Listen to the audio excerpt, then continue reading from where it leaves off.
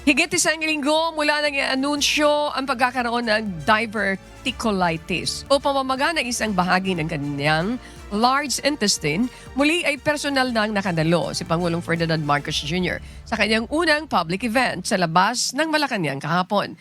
Pinangunahan ni PBBM ang paglulunsad ng kauna-unahang Skills Passport ng Technical Education and Skills Development o TESDA sa San Juan City.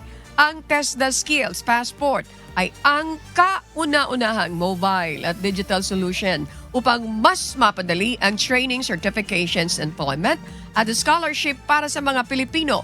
Nakapaloob sa naturang Skills Passport ang digital record na isang scholar ng TESDA gaya ng National Certificates o NCs at mga nakompletong training.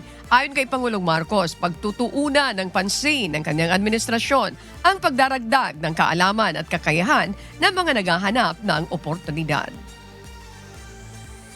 Palalakasin din namin ang pagsulong ng skills development ng bawat mamamayang Pilipino. Kaya sa ating mga kabataan, TESDA Scholar at sa lahat ng gustong matuto ng mga panibagong mga skills, inaanyayahan ko kayo subukan at gamitin ang TESDA Skills Passport mobile app.